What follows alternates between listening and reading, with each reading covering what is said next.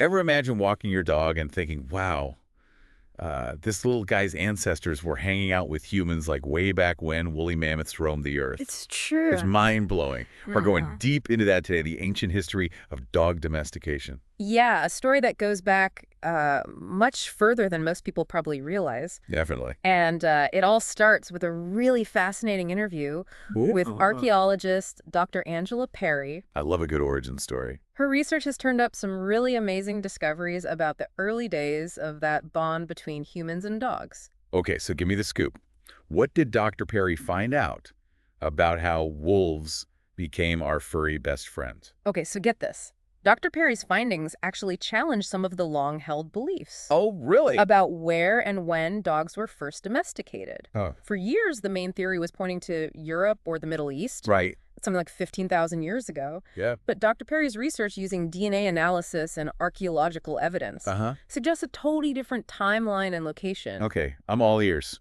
Lay it on me. Siberia. Wow, And we're talking way back around 23,000 years ago during the last ice age. that's a huge difference. It's a big shift in how we understand this ancient relationship. Siberia, 23,000 years ago.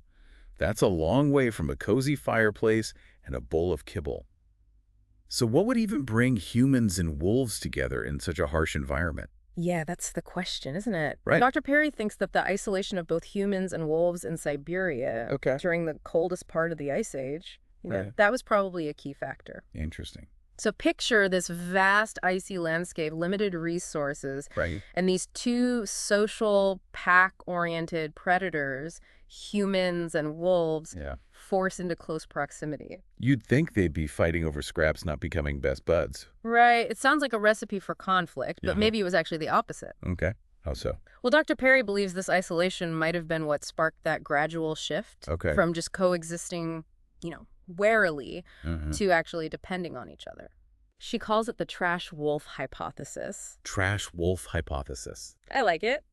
The idea is that early wolves, they were opportunistic scavengers. Makes sense. They were drawn to human settlements for the leftovers, the scraps, the discarded bones, Easy pickings. especially in a world where survival was a daily struggle. Yeah, definitely. So the wolves that were less afraid of humans, the ones who were willing to take a chance, Exactly. they would have had a better shot at survival. Yeah, they had an advantage. And their pups would inherit those traits. Exactly. Yeah. And over generations, those traits would become more and more pronounced. So it wasn't like a deliberate choice to domesticate wolves. It was just a natural progression based on who was surviving and reproducing. Yeah. You could say that. Fascinating. It was a combination of circumstance, opportunity, and that willingness to adapt. It really makes you think about how evolution works. Yeah. It's not always about being the strongest or fastest.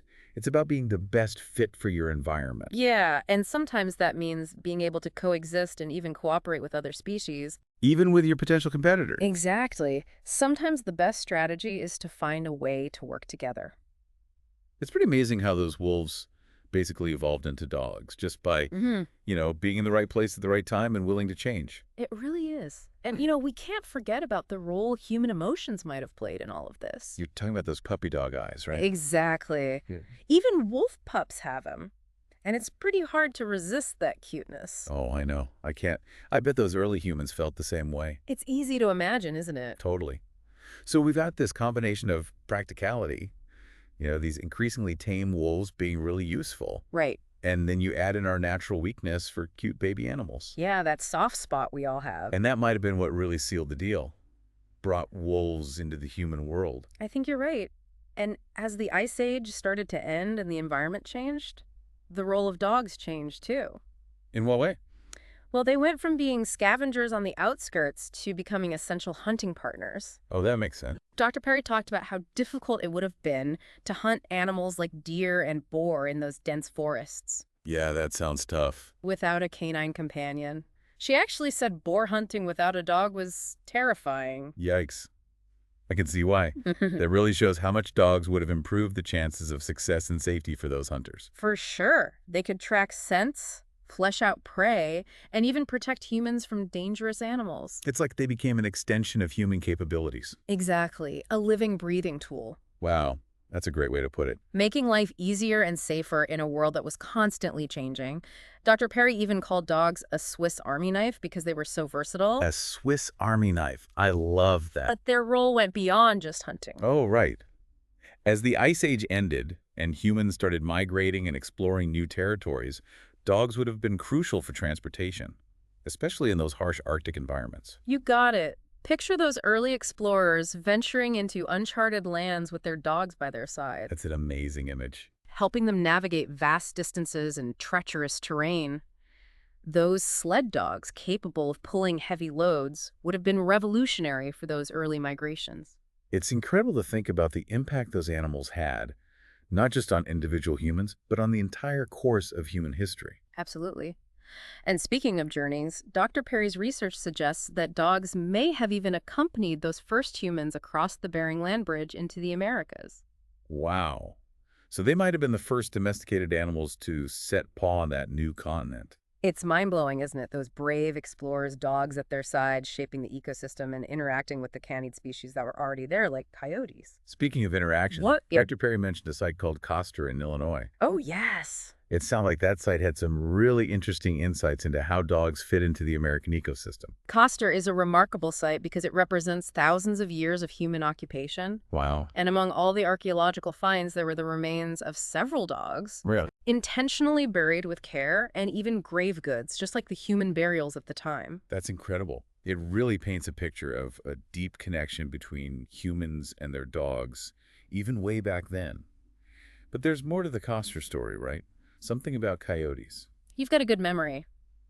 Through DNA analysis, Dr. Perry's team discovered that some of those Coster dogs actually had recent coyote ancestry. No way. So they were like hybrids. Exactly, coy dogs, as they're called. A mix of dogs and coyotes. It shows that these species were interbreeding. So even thousands of years ago, dogs were already making their mark on the genetic landscape of North America, mixing with the existing canid populations. They were. It makes you wonder about all the ripple effects those early dogs had. Absolutely.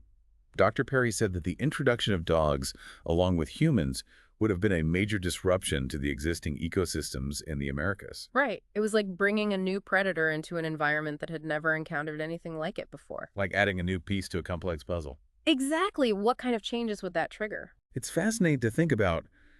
What did Dr. Perry think might have happened? Well, she hypothesized that dogs would have changed hunting patterns, for one thing, That makes sense. potentially impacting prey populations. They may have even introduced new diseases to native canids, Oh, wow. perhaps contributing to the decline of some species like the dire wolf. Wait, dire wolves? Like the ones from Game of Thrones? Yeah. Those were real animals. They were indeed. And Dr. Perry's work suggests that humans and their dogs would have lived alongside these incredible creatures and might have even played a role in their eventual extinction. It's a sobering thought, isn't it? The story of dog domestication isn't just this heartwarming tale of partnership. No, it's not. It's also about the profound influence both species have had on each other and on the world around them. And those influences continue to this day. Definitely. Yeah. Just look at the incredible diversity of dog breeds we have today, or the roles dogs play in our lives, from being companions and service animals to even still shaping the genetic makeup of wild canid populations. It really is remarkable, and it raises a fascinating question. How will this relationship with dogs continue to evolve? What new chapters will be added to this incredible shared history? Well, one thing's for sure. The story of dog domestication isn't over yet. But let's switch gears for a minute and talk about another really interesting part of Dr. Perry's work. She uncovered some truly amazing insights into the emotional depth of this ancient bond between humans and dogs. You're talking about those dog burials, right? I read about these ancient burial sites where dogs were laid to rest with so much care. Yeah, it's almost like they were given the same rituals and respect. As human members of their community. Right, and there was this one detail Dr. Perry shared that really got to me. Oh, yeah. She was describing a burial where the dog's tail and feet were curled up, as if it were sleeping peacefully. It's such a tender image. Isn't it? It really is. It's not just about practicality, it's about compassion and care. Yeah, It's like they saw these animals as more than just tools or workers. exactly. These dogs were companions, friends, valued members of the group. And that care extended beyond death, too. That's right. Dr. Perry found evidence of healed injuries on some of the dog remains, Really? which suggests that these animals were nursed back to health. Even when they weren't useful for hunting or other tasks anymore. Exactly. Yeah. It speaks to a deep level of empathy and connection. It's incredible. It really does mirror the emotional bond we share with dogs today. It does. It makes you realize that this sense of kinship goes back tens of thousands of years. It's a powerful reminder that the human-dog relationship is so much deeper than we often give it credit for, It really is. It's a story of two species evolving together, adapting and changing side by side, a testament to the power of connection, both practical and emotional. and how it can bridge the gap between different species. Absolutely. So what does this all mean? What's the takeaway for our listeners? Right. What can we learn from this deep dive into the ancient history of dogs? Well, I think it's a reminder to appreciate the incredible journey dogs have taken, From those wary scavengers on the edges of Ice Age settlements, to the amazing variety of breeds we see today. each with its own unique personality and role in our lives. It's pretty mind-blowing to think about. It is a relationship that began tens of thousands of years ago on the icy plains of Siberia still shapes our world today. And it leaves us with a question that's both exciting and humbling. How will this ancient bond continue to evolve? What new chapters will be written in this remarkable story? That's a great question. Something to ponder on your next walk with your furry friend. I hope so. If this deep dive has piqued your interest, Definitely has mine. be sure to subscribe for more explorations curated just for you. We'll keep digging deeper, unearthing those insights that make you say, wow, I never knew that. Until next time, keep exploring. And keep those tails wagging.